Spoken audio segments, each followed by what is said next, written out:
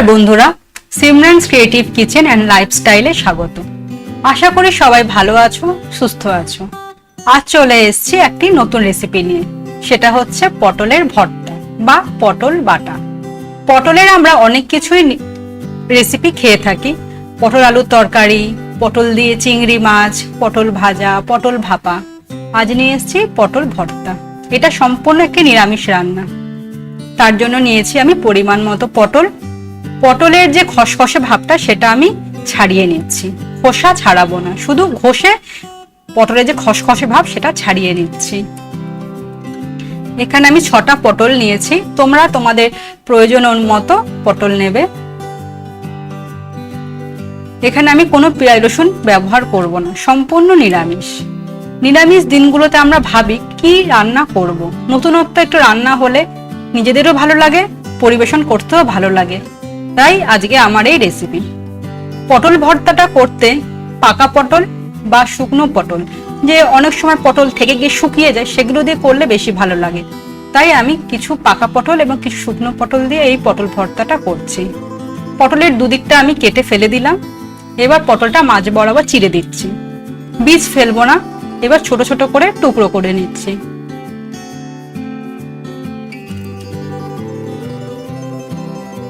এইভাবেই আমি প্রত্যেকটা পটল কেটে নিয়েছি।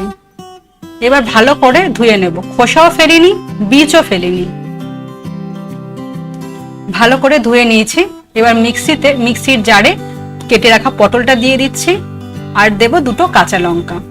ভর্তাতে ঝাল ভালো লাগে, সে যে কোনো ভর্তাই খাই না কেন আমরা, তো আমরা যেহেতু কম ঝাল খাই তাই আমি 2টো লঙ্কাই ব্যবহার করছি। আর পরিমাণ মতো জল, বেশি জল দেব না, তাহলে শুকাতে আমার সময় লাগবে। দিয়ে দিচ্ছি 1 চামচ সাদা সর্ষে, আর দেব না, একটু বেশি হয়ে গেছিল আমার নেওয়াটা। এবার দিয়ে দিচ্ছি 1.5 চামচ পোস্ত। সর্ষে পোস্তটা প্রথমে শুকনো আমি আগে মিক্সিতে গুঁড়িয়ে নিলাম, তাহলে ভালো মিহি গুঁড়ো হয়। এবার জল দিয়ে আবার 2বার ঘুরিয়ে নিলাম। সর্ষে পোস্ত বাটা হয়ে গেছে, পটলটাও আমার বাটা হয়ে গেছে। এবার রান্না করব। যদি আমি পটলটা পেঁয়াজ রসুন দিয়ে করতাম, তাহলে পটল বাটার মধ্যেই 3-4টে রসুনও পেস্ট করে নিতাম। তেলটা গরম হয়ে গেছে, দিয়ে দিচ্ছি কালো জিরে ফোড়ন। তেলের মধ্যে দেব সামান্য পরিমাণ নুন আর হলুদ। পটল বাটাটা দিলে খুব ছিটকাবে, যাতে একটু কম ছিটকায়, তার জন্যই নুন হলুদটা দিচ্ছি। যদি আমরা পেঁয়াজ দিতাম, তাহলে পেঁয়াজ কুচোটা তেলের মধ্যেই দিয়ে ভেজে নিতাম।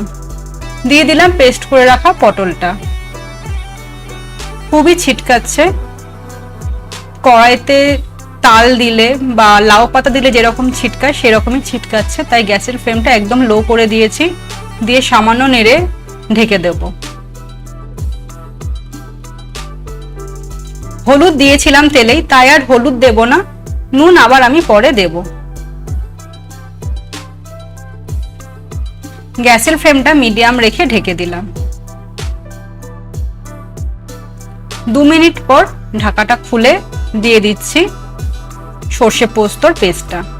তোমরা যদি সর্ষে দিতে না চাও, অনেকে সর্ষে খায় না, না দিলেও চলবে, শুধু পোস্ত দিলেও হবে। দিয়ে দিলাম সর্ষে পোস্তর পেস্টটা, ভালোভাবে নেড়ে নেব। কোনো রকম গুঁড়ো মশলা ব্যবহার করব না, তাহলে পটলের যে স্মেলটা সেটা চলে যাবে। পরিমাণ মতো নুন আমি দিয়েছিলাম। আবারও ঢেকে দিলাম, গ্যাসের ফ্লেম মিডিয়াম। জলটা শুকিয়ে গেছে, 3 মিনিট পর ঢাকাটা খুললাম। এবার নেড়ে নেড়ে ভাজা করব।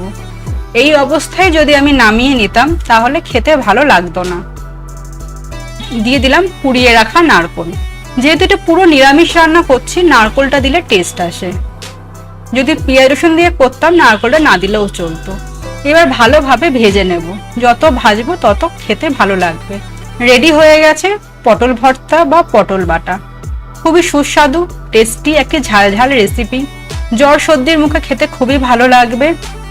তোমরা সবাই বাড়িতে বানাবে, প্রিয়জনদের করে খাওয়াবে। কেমন লাগলো আমাকে কমেন্টে অবশ্যই জানাবে। আর যদি আমার এই রেসিপিটি ভালো লাগে, লাইক করো, শেয়ার করো এবং সাবস্ক্রাইব করো। নমস্কার, ধন্যবাদ।